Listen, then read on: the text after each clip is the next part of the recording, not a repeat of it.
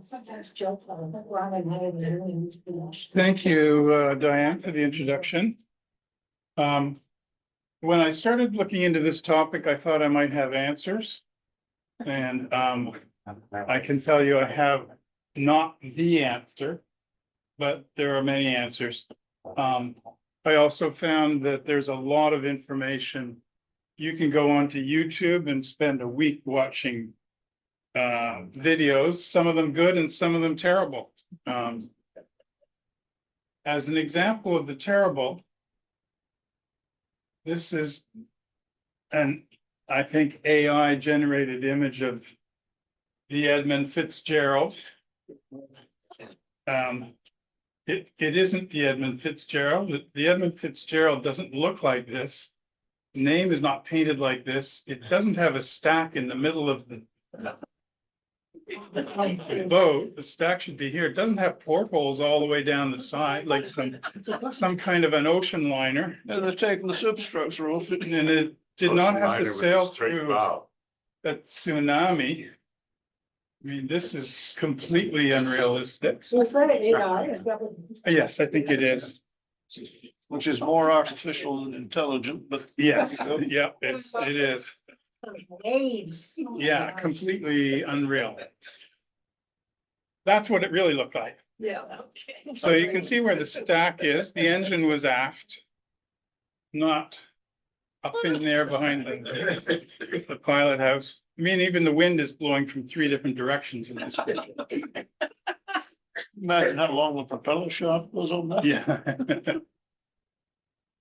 Also, this same video had a picture here of Ernest McSorley, the captain. But if you, Looks like Charlton Heston. it is Charlton Heston.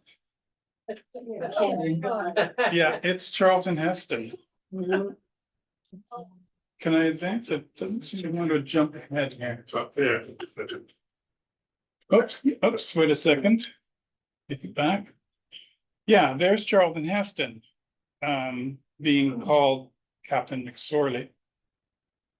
Charlton Heston, of course, from Planet of the Apes. Here he is after they've captured him in the net, saying, "Take your stinking paws off me, you damn dirty ape." And I've just modified it and put the words into Captain McSorley's mouth there. So I'll talk a little first about the construction and the launch. The Edmund Fitzgerald hitting the water in 1958. There's some actual good video. These diagrams are a little hard to read, but I will go into some more detail, particularly related to the holds and the hatches on the ship. The side view here shows 3 cargo holds, hold number 3 being the aft one. And the 3 holds were separated by what were called screen bulkheads. In other words, they were not, they were water permeable. They were not waterproof bulkheads. Ron, Yes, it wasn't a passenger ship at all, was it? no, I'm afraid of. I didn't think so, but I just thought I'd ask. Down the sides on each side of the holds were ballast tanks. And in the diagram, you can see they're numbered from the bow. Number 1, starboard and port, 2, starboard and port, all the way back to numbers 8, starboard and port. Some usual. And seen from the side, what you see is a cargo hold in the center here. And then the ballast tanks down each side here and here, they were separated in the middle. And above each of the ballast tanks was a tunnel that crew could go from the forward to the back aft end of the ship without going out on the deck.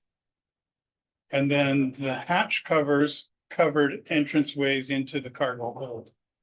Were those spaces they could go walking height? It would be better if we hold The tunnel was walking height. It would be better, just because we're on Zoom, it's better if we hold the questions to the end. People on Zoom will hear better when. How many crew would have been on it? Sorry. So this is a diagram here, a photograph, sorry, of the ship under construction. And in this photograph too, you can see The tunnel here, the ballast tank here, going under the cargo hold and up the other side like that. Where was she built? Um, Hollywood? no, on the American side.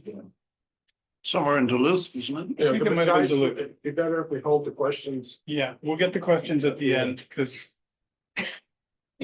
those hatches were held with clamps called Kessner clamps. This is the patent for these clamps. You know, the kind of seal you get on those, like a sugar container where you've got a little flip down metal thing and it pulls it down onto a Oversized. gasket. That's kind of how these worked.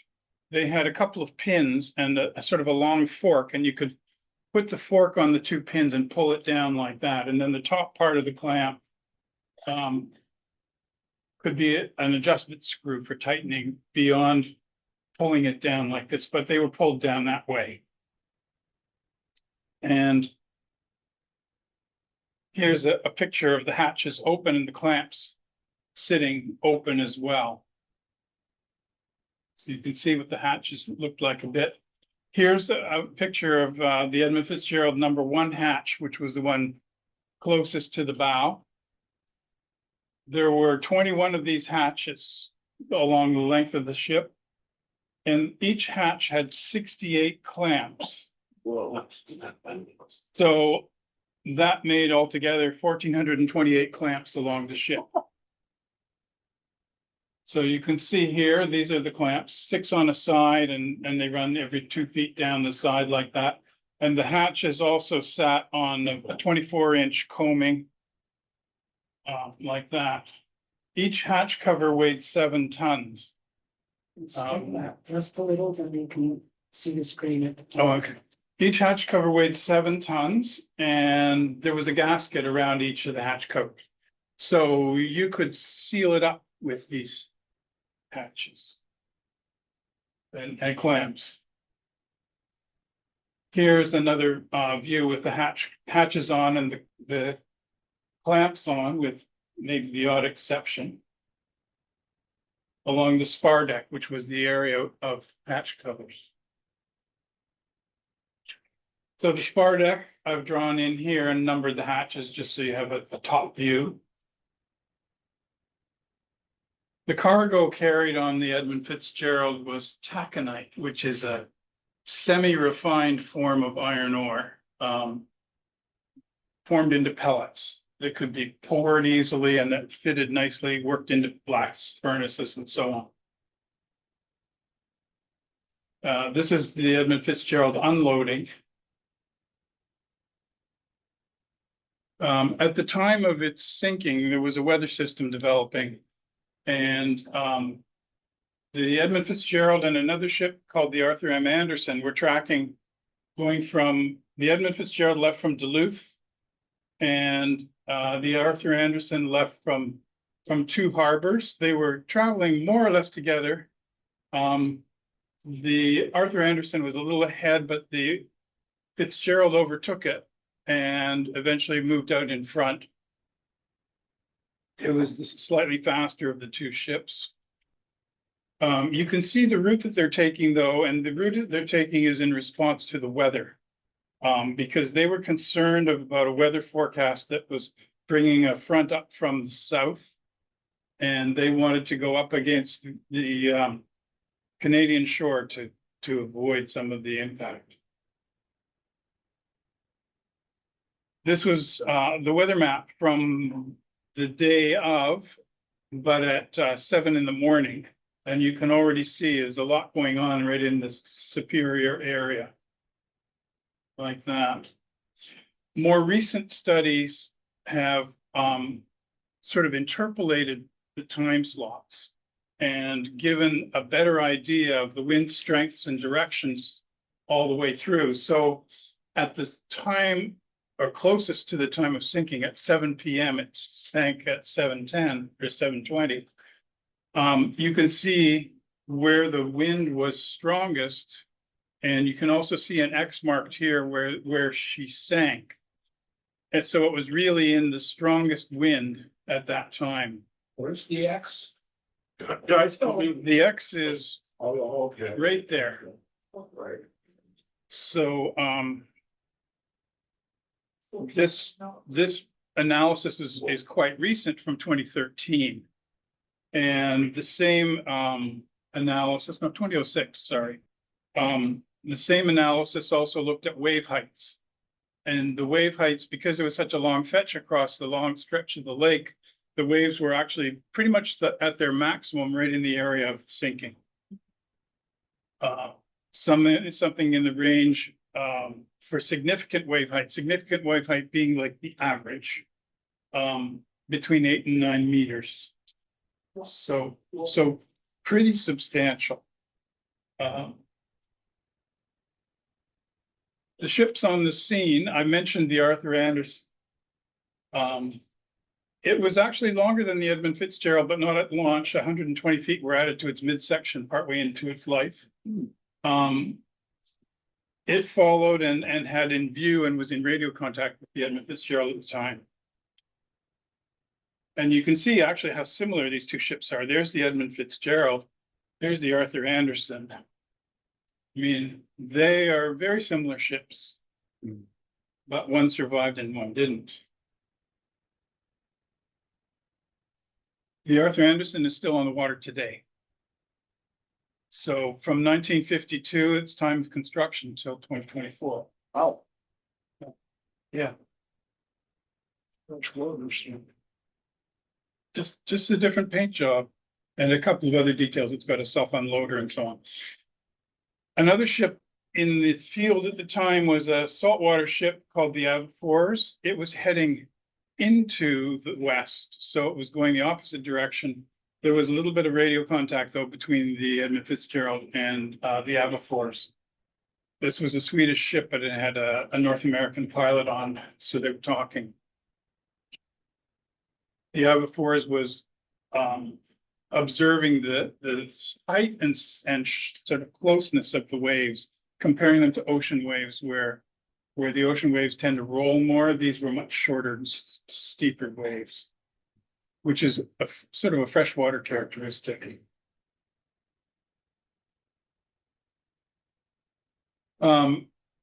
After the Fitzgerald sank, there were some ships involved in the search, including the Arthur Anderson, which had just sailed through the storm, got into safe waters, and then the Coast Guard said, "Can you go back out again?" And you can hear the radio communication between the Coast Guard and the Arthur Anderson, where this captain of the Arthur Anderson is saying, "Well, you know, do I have to?" Basically, he's saying it's really bad out there. The William Clay Ford was in shelter behind Whitefish Point, and it came out for the search. These are the two boats shown in this painting here. A third one called the Hilda Marjan went out, but had to come back because it just wasn't equipped for this storm. But it was interesting about the Hilda Marjan as I was reading about it, because it was in 1983, it was cut up, but the stern section, or sorry, the bow section became part of another boat called the Canadian Ranger. This is a picture I took in, I think, about 2008. It was here in Toronto, and it was soon to be taken off to Turkey and cut up. But it was just interesting when I was looking into this to find out that a picture of a ship I'd taken was half that ship was one of the ones in the rescue operation. So after the ship sank, it was located, and it took from November into May of the next year before they actually sent a submersible down to take a look at the wreck. And they created some sketches that represented the way things were on the bottom. So the bow section here, about 276 feet of the boat, and the stern section, about 253 feet of the boat, is here. The boat was 729 feet long. So I just did the calculation here. There's about 200 feet of the boat that is mangled beyond identification. And it's inside this sort of debris zone that's marked in the circle there. But the bow and the stern are not too far apart. The bow is sitting upright like this, and the stern is upside down. You can see some things I noted here on the bow diagram. I would just go from the bow to aft. There's a hole in the plating. Across the whole bridge, the plating is buckled inward, and the steering spar, that thing that sticks out kind of like a thermometer, was bent right back to the bridge.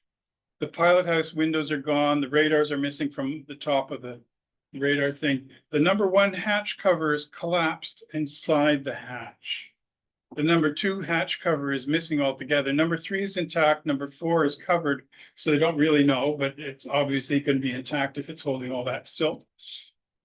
Number 5 is missing. Number 6's cover is pushed down inside the hatch, and number 7 and 8 are missing, and that's where the hull breaks.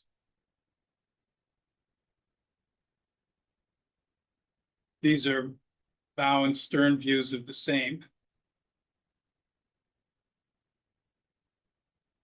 And then the aft section of the ship is upside down. And you can see this is just kind of scrap metal now, the midships of the Edmund Fitzgerald. Signs of ductile versus brittle fracture. Ductile is essentially the metal is bent rather than snapped. There's a section of hatch combings over here, and most of the stern section is intact and sitting upside down. So she twisted as she went down then. Quite possibly. Sorry. So there are possible causes. I started out talking about causes, and then I started talking about theories, and I really have to just sort of describe these things because in fact, there is a combination of factors. So you can say there's a theory that's made up of multiple causes, and you have to put it together from that. One theory was the unsecured hatches that let water in. Second theory was some sort of structural failure of the boat that happened on the surface. Third is massive seas or rogue waves. Fourth is hitting a shoal and creating a breach in the hull that way. Fifth is topside damage, which I'll say a little bit more about later. And theory 6 is gradual flooding, which could actually be number 1, number 2, number 3, number 4, number 5, all bundled together. And it's really a question of how much of these were factors together and in what quantities. Unsecured hatches. This is a picture of the captain before Captain McSorley. He was the captain from 66 to 71. The ship is on the water, and what you can see here are hatches with latches, clamps, not on in many spots. It looks like they might be putting some on, but it's not clear. It wasn't unusual, though, that they traveled without the clamps on. But there were 2 reports that resulted very soon after. One was the Coast Guard report, and one was the National Transportation Safety Board report. And they differed in this on the matter of hatch covers. So the Coast Guard report says, and this was 2 years after the sinking, whether all the cargo hatch clamps were properly fastened cannot be determined. In the opinion of the Marine Board, if the clamps had been properly fastened, any damage, disruption, or dislocation of the hatch covers would have resulted in damage to or distortion of the clamps. But the underwater survey showed that only a few of the clamps were damaged. It is concluded that these clamps were the only ones of those seen which were properly fastened to the covers, and the rest, that there were too few of these and too many unfastened or loosely fastened clamps to provide an effective closure of the hatches. So as they looked at the wreckage, they could see clamps just not in position, but not broken, as if they had been forced open. That report was very unpopular with the family and with the shipping company. because it suggested things weren't done wrong. Insurance cloud hanging over all this. Yeah. The NTSB changed this a bit. Said the Fitzgerald's hatch covers were not weather tight and allowed water to enter the cargo hold over an extended period. So there was some water getting in. This water was not detected because it migrated down through the cargo. You saw those pellets, taconite pellets. They're like large marbles, so the water could just go down. There was no method provided for sounding the cargo other than visual observations, nor was there any method for dewatering the cargo hold with the vessel trimmed by the bow. I'll say a little more about that later, but basically you could look at the cargo, you couldn't tell if there was water in there or not, because it would just run down to the bottom.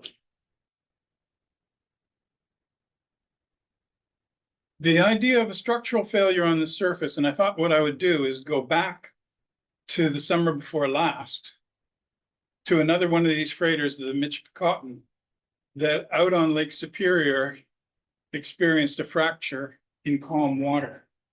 It started to leak. It made it into Thunder Bay with 5 degrees of list, but it had been up to 15 degrees of list. And it just sprung a crack, a 13-foot long crack. And it is currently sitting on the American side. It was patched temporarily, taken over there, and it's on indefinite layup, which really means probably we're going to scrap it. This ship is older than the Fitzgerald by 6 years, but it's the same design, basically. There were other examples, though, of ships failing and sinking in one way or another. This one was a ship built in 1901, sort of basically the age of the ones that make the breakwater at Ontario Place.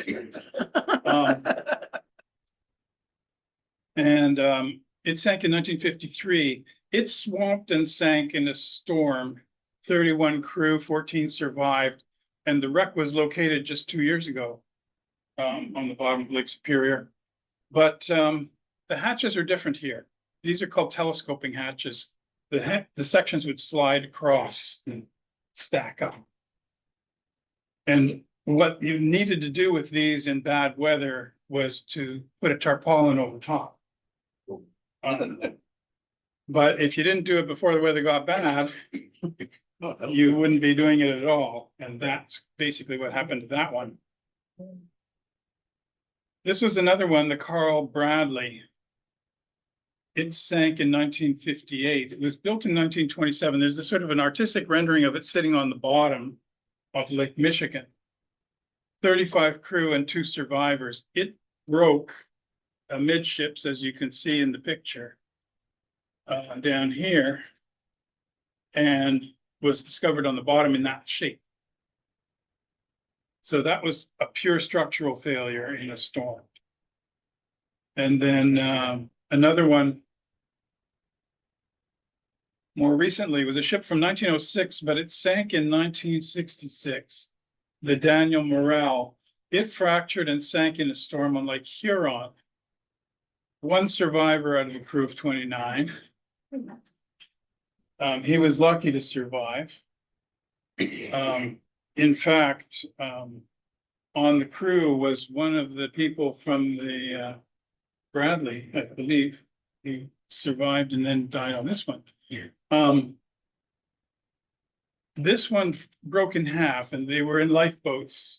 A lot of the loss of life here had to do with hypothermia in the lifeboats, getting knocked out of the lifeboats and climbing back in cold weather. They thought they were being rescued at one point. They saw some lights approaching. They had all evacuated off the bow. What it was the stern half of the boat coming back to them under power still. It stayed apparently under power for about 45 minutes or an hour, running by itself on the surface before it sank. So there was some precedent, in other words, for fractures of these ships. And in fact, the Edmund Fitzgerald had numerous keel repairs done. In fact, even at the beginning of the season in which it sank, but also through that season, it had already been through 4 or 5 other storms. So another thing that happened, and I'm speaking in the category of massive seas and rogue waves, was that the regulatory bodies had changed what were called load line requirements. This is just a picture of load line markings on a ship that I took over in Sugar Beach here, but they would all have them saying basically how much freeboard the ship is allowed to have, and at fully loaded condition in different weathers, winter, summer, and so on. So there's a code that explains these, but changes in the regulations in 1969, 71, and 73 cumulatively changed that load line limit by 3 feet, 3.5 inches. So like a meter. They were allowed, in other words, then to load the Edmund Fitzgerald a meter down with enough weight to push it down another meter into the water than it had originally been designed to do. And so that's 2 things, of course. That's more weight, but it's also less freeboard. So anything that's happening that's bringing water on board the deck is going to happen 3 feet more. You know, if the boat gets a boarding sea of 5 feet, now it's a boarding sea of 8 feet, and so on. And related to that is the idea of rogue waves. I think, who's heard of rogue waves? You know, these are sort of freakishly large waves that happen in a sea state that doesn't have an expectation of that. So you might have a 15-foot sea state, but you might get a rogue wave of 30 feet just pop up. It seems, and there's an interesting Wikipedia article. You can read the whole thing, but for the longest time, people thought that they were sailors' stories, and they weren't that common because probably survivor bias, you know. If you get hit by a rogue wave, you're not going to be talking about the rogue wave that sank you. So up to that point,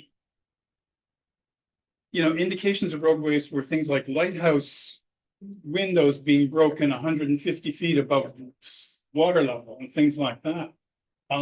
Pre-1995, there had been a certain amount of research, but basically what it looked at was statistical probability. If you have an average sea of 15 feet, you're going to have a normal distribution going out from that for much higher and much lower, but things like twice the height would happen.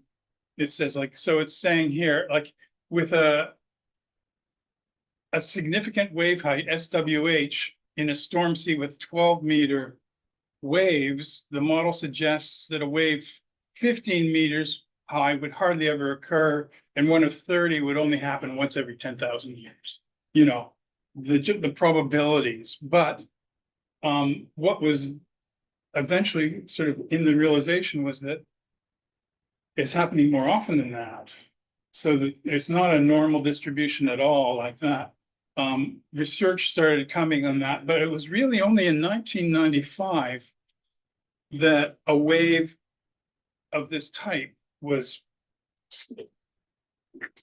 measured and observed objectively, and that was called the Droepner wave.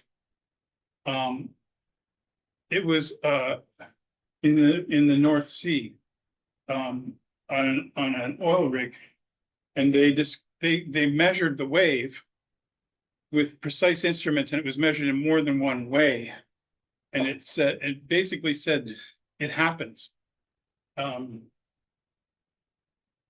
That's it there. So it's not in the normal distribution. Since then, there's been a lot more study of this. These are waves that don't fit into the standard wave generation model. Another possibility here is shoaling. The Fitzgerald and the Anderson passed between 2 islands on their way towards Whitefish Point. And the North Island is Michipicoten Island up here. The south is this little one called Caribou Island, and it has a history of a known shoal area to the north of the island. The Anderson was following behind and thought that the Fitzgerald had actually gone too close in. But there was a lot of debate about that afterwards.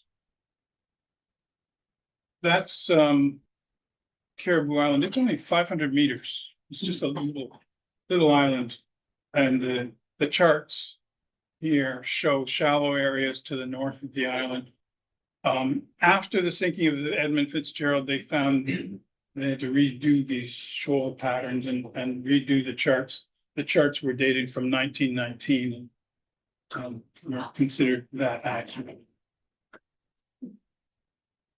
So Bernie Cooper was the captain of the Anderson, and he contributes to the story in some ways. He was strongly of the view that the Edmund Fitzgerald was tracking too close to Caribou Island and at risk of striking bottom on the 6th Fathom Shoal. He also felt that there was a list that was reported by Captain McSorley was a consequence of either grounding or a hull fracture. And McSorley also reported topside damage, which I'll talk about in a second, to the fence rail and could be a result of hogging on the shoal. So it was just sort of south of Caribou Island that McSorley reported first that he had a list, a starboard list. And later on, he said he had a bad list. So it was progressing.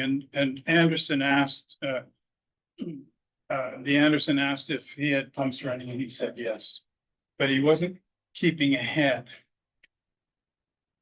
This is some more recent study looking at the hull of the Edmund Fitzgerald and its structural design, looking at what wave action could do as far as inducing hogging in the boat. Hogging is when the midships rises and ends go down. And that can lead to fractures in the boat. So these are studies, this is 2013 study, so this is much more recent ways of looking at this event. Topside damage is another thing. McSorley, the captain of the Fitzgerald, reported that 2 vent covers were missing. This is an underwater picture of one of these vents. There were 2 vents on each ballast tank, and a couple of vents also for the tunnel that was running fore and aft. They could be closed by screwing down the tops, and they stuck up above. So the ballast tank vents were 18 inches sticking up, and How big were they? How big were the vents? 8-inch openings in both cases. So the Fitzgerald had 46 vents, 2 per ballast tank, 4 for the tunnels. That's a tunnel vent there. The question is, if you have a couple missing their opening, how much water is getting in and how fast? Depends again how far underwater the boat is, or for how much of the time it's got water either above 18 inches or above 30 inches. The gradual flooding idea here, question is, how might water get in? You can have water getting in through ballast tank flooding or cargo holds flooding. If it's flooding into the ballast tanks, it's coming either through those vents or through a breach in the hull, because that's sort of the outside structure. And then if it's the cargo holds flooding, it's coming through the hatches, which we've talked about, the condition of the gaskets, were they properly fastened, and so on. Would the experienced crew have battened the hatches? The site survey already described undamaged clamps, which is just suggested that they were not clamped down properly or fully. A single hatch cover, though, these hatches were big. They're 11 feet wide and 48 feet long. So you have 528 square feet of surface if the hatches cover is not on. If it's on, you've got a large perimeter that could let water in. the boat was reported by McSorley to have a list. And that means basically that ballast tanks are flooded on one side. Not the cargo hold, which is in the center of the ship, right? You could get water migrating in the cargo holds. And you could get cargo shifting, but you would have to have a fair amount of heel before it would shift. One of the studies said that this cargo was not mobile until you were 26 degrees on an incline. These pellets would more or less stay in place. What might lead to faster flooding is the amount of green water on the deck. Not spray now, but waves coming right over, which was happening. And that is increasing as the weather worsened and the wave heights increased. And remember that you had a lower freeboard and reduced buoyancy as well. So, you know, if you have a wave that would wash over it, creating 5 feet of depth, now it's creating 8 feet of depth. And that could progress if the clamps are loosening, opening as it goes. If hatch covers are failing, it would progress in a big hurry. Or a progressing hull fracture getting worse as it travels. All of these are things that could speed flooding up. And what might impair the response? For one thing, you could really not in this weather go out on the spar deck. So you couldn't check or fix clamps at that point. There was no instrumentation on the Edmund Fitzgerald for measuring trim or list.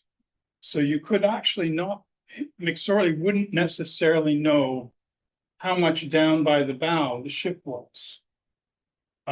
He might think it was just more wave action. He might not. But there was also no instrumentation for measuring water in the hold.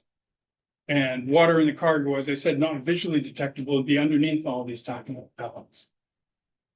And it could also flow between holds. Remember, the cargo holds 1, 2, and 3 had bulkheads that were permeable.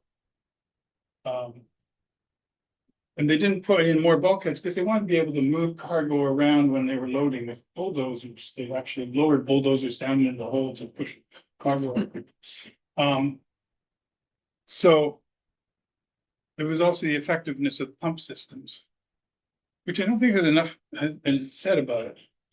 The pumps on the Fitzgerald had 4 7,000 GPM gallon per minute main pumps and 2,000 gallon per minute auxiliary pumps.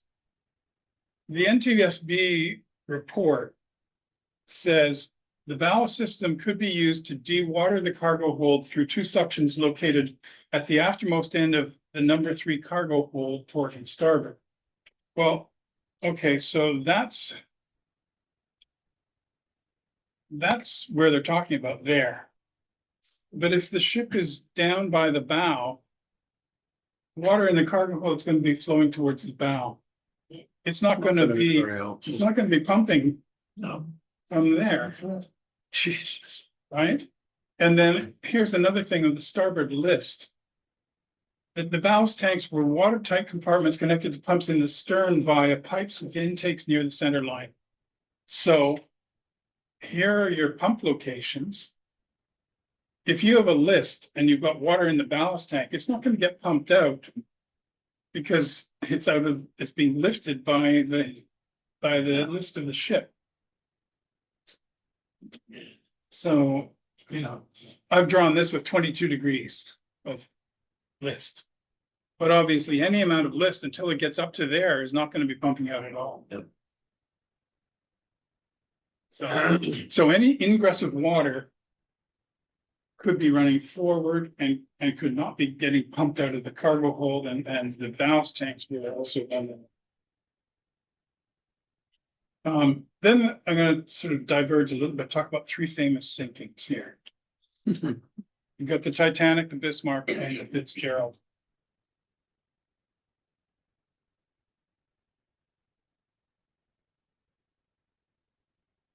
So I found a winter use for spinnaker sheets. Winter use spinnaker sheets. Yeah. This, I've measured out some distances.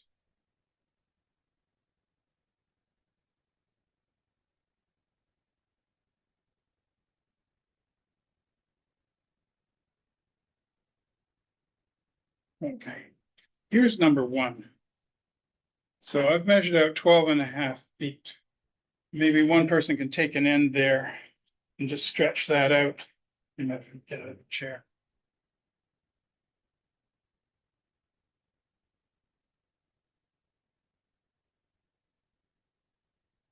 So 12.5 feet, apart from that knot, is from here to the end of the rope. And what I did was sketched out a couple of 100-to-1 scale pictures. So this is the Titanic at 100-to-1. That's this. At 100-to-1, it's 10.59 inches long. So that distance is how far down to the bottom the Titanic was. Okay, the Titanic is in 12,500 feet of water. The Bismarck is a little bit smaller, but it's in deeper water still. It's in 15,000 odd feet of the water. So I won't bother unless you want to see what 15,000 feet, well, here. It's too cold outside. Yeah, it's from there. Your turn to. So here's your Bismarck sitting on the surface. If it sinks, it's going down that far. It's a long way down. And then our Edmund Fitzgerald, here it is, in 530 feet of water. Want to stretch that one out? That's how far down it is. Wow. Oh, word. Sorry, I got it the other way around. That's how far down it is, right there. Oh, right. The Edmund Fitzgerald is sitting in water shallower than the length of the ship. Okay. So, So one. that's just the length of the ships and the depths and so on. But here's that little thing at the top there is the Titanic in scale, the Bismarck in scale, and the Edmund Fitzgerald in scale. So the Edmund Fitzgerald could hit the bottom and still have its stern at the surface. People talk about it being in deep water. It's deep for divers, 530 feet, but it's not deep in any absolute oceanic sense. And this contributes to theories, right, about how whether it sank and hit the bottom and broke up, or whether it broke up on the surface, or some combination of things like that. So there were reports, as I said, the first two were the Coast Guard and the National Transportation Safety Board, and I already pointed out how they diverged on the issue of hatch covers. The NTSB had recommendations, which I don't think I have time to go into detail, but the NTSB report also had a dissenting section. So the NTSB emphasized that boarding seas led to hatch cover collapse. The NTSB report, though, had a dissenting opinion written by another one of the members of the panel, who said he thought really it was about shoals, hitting the shoal. And then the NTSB report comes to a reply to the dissent saying, well, it wasn't going to hit a shoal because of here's where it was, and there's a lot of discussion. So that kind of issue is still open debate. You don't see damage on the upside down portion of the hull sitting on the bottom that suggests it hit there. The part that's sitting upright, you don't know. No. They did investigate in the waters, didn't find any rocks that had paint on them. So it's unknown, actually. But those were the contemporaneous or near contemporaneous reports. Then this is the weather study by the American Meteorological Society.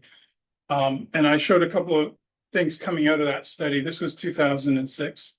But it is looking at wave heights in particular, which is a new dimension to the studies. And talking about how big these waves might be. Here's another one, and I showed that diagram too. This is naval architecture looking at flexing and wave heights boarding on the ship and so on. Pictures of another ship. These are online. I don't think it's worth going into the fine grained detail, but to point out that study continues in a lot of areas on these things.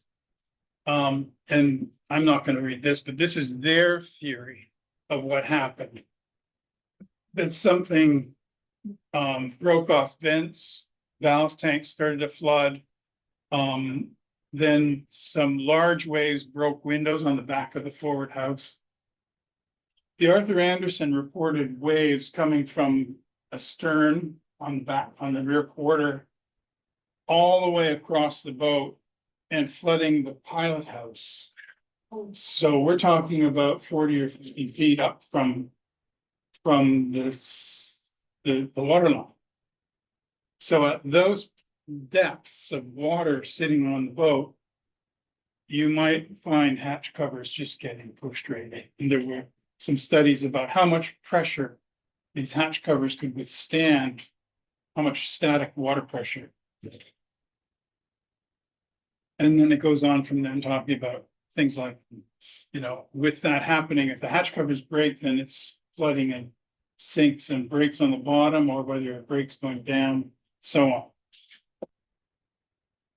on. This one is a more recent study, just an environmental impact study saying, oh, by the way, if you get oil slicks coming from here, that could be coming from the Fitzgerald. But most of the water is cold enough that the oil, diesel fuel and so on, it's pretty static. There was artifacts and debris. This is a submersible that did go down. The last submersible trip down there was 1995. Then families in particular said, we don't want people diving on a gravesite. The bodies are still there. Lake Ontario, so Superior is cold enough at depth that bodies stay cold the whole time. So they don't decompose. So the Canadian government has actually come out and said, no more diving.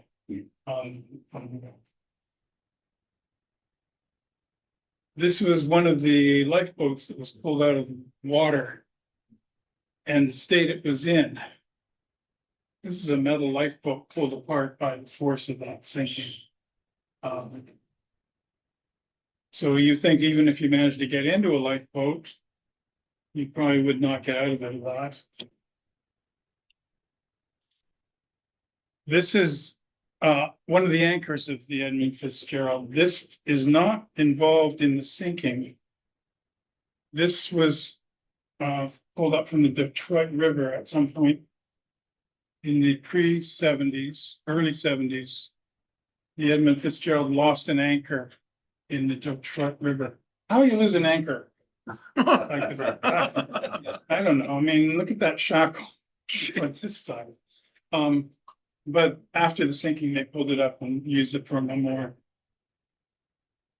And also on one of the most recent, the last of the submersible dives, they brought the bell of the Edmund Fitzgerald up and they put in its place on the bottom a replica with the names of the crew, 29 crew. So I think that the Edmund Fitzgerald is one of the last of the pre-modern ships, and it sounds like a funny thing to say. The Edmund Fitzgerald had a reputation of being the state of the art and so on. But state of the art in 1958 by 1975 was no longer state of the art, but also regulations had changed and things like that. And since then, many more regulations have changed. So there's an estimate that the Great Lakes have between 6,000 and 10,000 wrecks on the bottom. But since the Edmund Fitzgerald sank, there have been no large freighters that have sunk since then. So 50 years on, the pattern seems to have been broken to a large degree. Although you look at the Mitchell Cotton, it was close. It's interesting. Yeah, but among the technologies available in 1975, it lacked an emergency position indicating radio beacon, an EPIRB, which is very standard these days. It lacked modern life jackets. You can see people putting on these K-pop life jackets. I remember those. They get waterlogged and it lacked effective lifeboats and life rafts. And lake freighters still don't really have, I think, very good. It lacked a fathom meter. It didn't know how deep the water was that sailed through. It lacked cargo hold water detection instruments. They couldn't tell if there was water with any instruments. So they couldn't tell where or how much. It didn't have accurate list and trim instruments, so it wouldn't really even know whether it was starting to trim down by the bow as water was flowing in. He might have just thought the waves are getting bigger, and in fact, he's getting lower. The metallurgy technologies had started to change too. So I say the sinking of the Fitzgerald, as much as a disaster as it was, it at least precipitated change that was long overdue and improved to some degree the way that boating is done and ships are done on the Great Lakes now. Although some of these older ships are still running now, such as the Arthur Anderson. It's 54 years old and still in use, and fundamentally not a different ship from what it is now. When was she built? Anderson? 54. Yeah, It's 3/4 of a century ago. yeah. No, those are just loosely references. Wow. Thank you. I have a couple of Thank you. I have a couple of short videos. The Arthur Anderson following behind reported being hit by two really large waves that reached and covered its pile house, just like you're seeing in there. And he said that those waves were heading in the direction where the Fitzgerald was.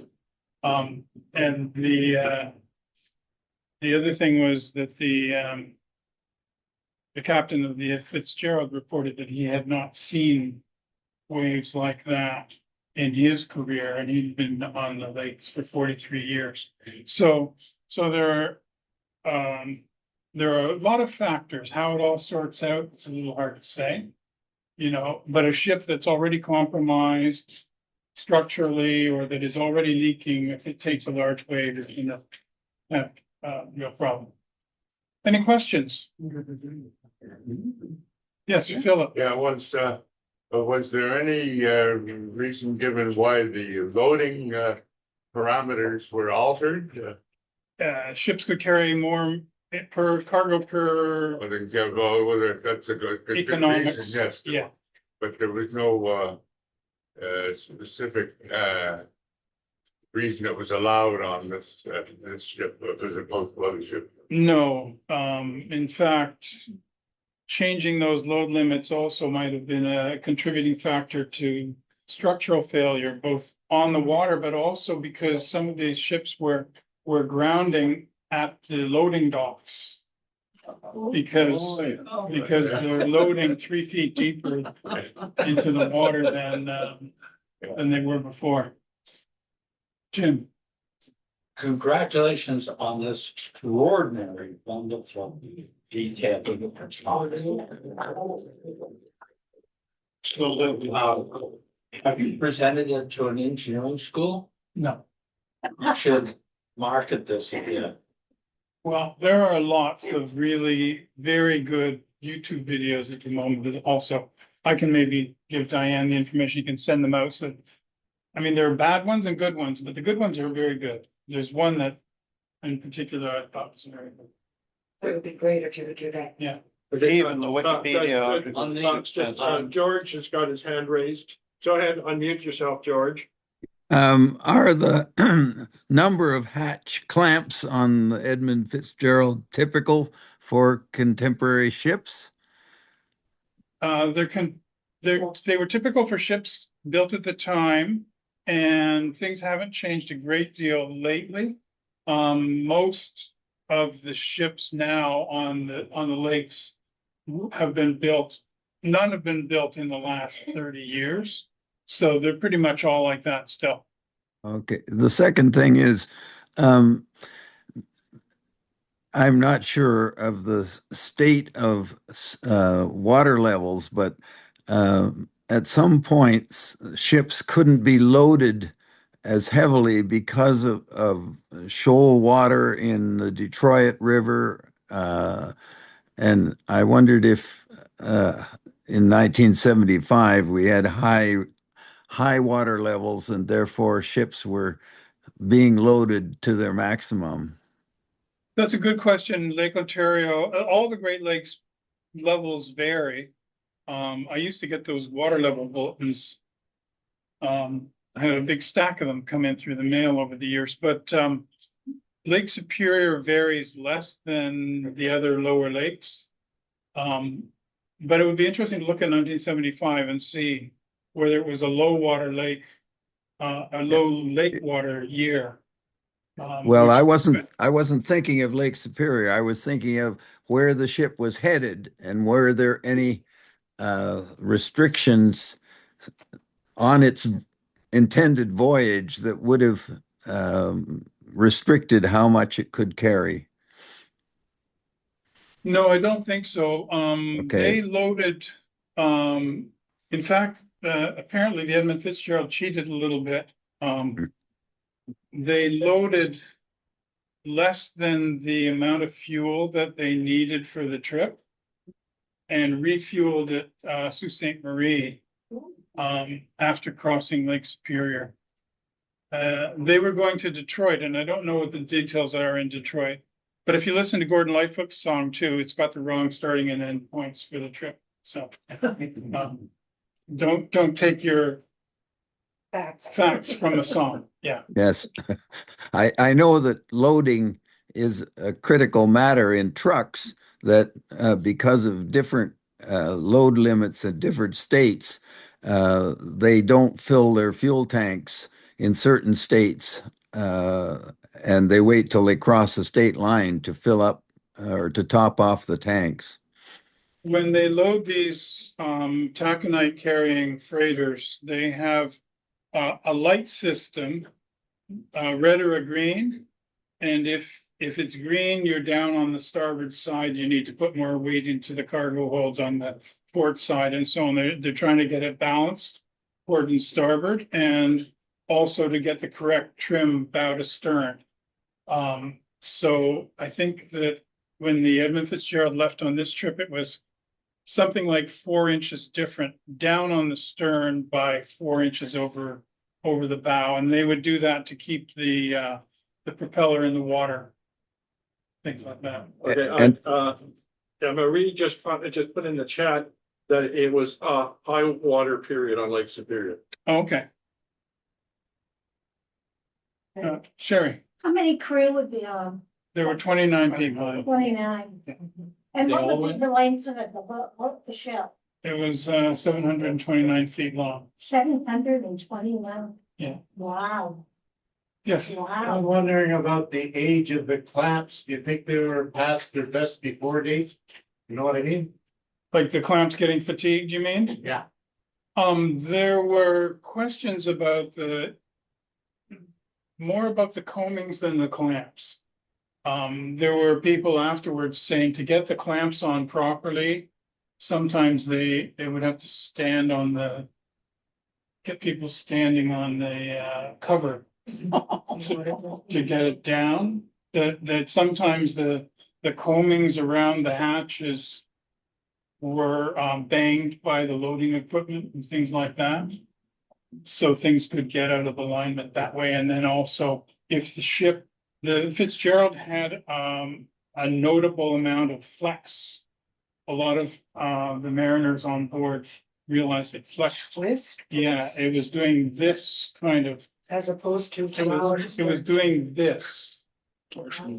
Yeah, torsional twisting, much more than other ships they were experienced with. So that could lead to fracture. Yeah, Yeah. Seamus has a question online. You can unmute yourself, Seamus. Good day, everybody. hi Seamus. Hi. Thank you. Good day, Skipper, as well. I'm glad that we have our skipper on board today and we're not experiencing a storm. But Ron, I have absolutely no engineering background, and having worked for many years as a waiter bartender in pubs before I became a teacher, when pubs were a bit different and we had singing groups, etc. I remember actually singing the song with others that Gordon Lightfoot sang, and I don't want to portray myself as being like a trumper, but I kind of believe Gordon Lightfoot. That was gospel, and today you actually have presented facts, and you've shown not alone the importance of facts, but I can only imagine the amount of work that you have done in research, etc., to show all these facts.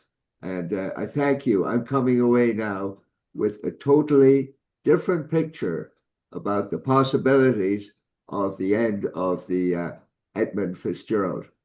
And I do agree with, I think it's the government of Canada's order that since I didn't know that there were bodies still there and preserved, I agree with the government's decision to say no more dives. Respect, please. This is a grave. Thank you very much. Oh, you're welcome. Gordon Lightfoot changed the lyrics of his song a few times as well as feedback and information came out. And there are other ships down there with crew in Lake Superior.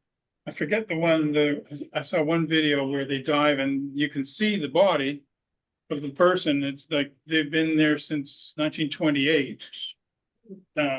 You know, and they're preserved. It's kind of like people stuck on Everest, you know. Yeah, yeah. I have a couple of questions. First of all, thank you. That was awesome, absolutely amazing. Yeah.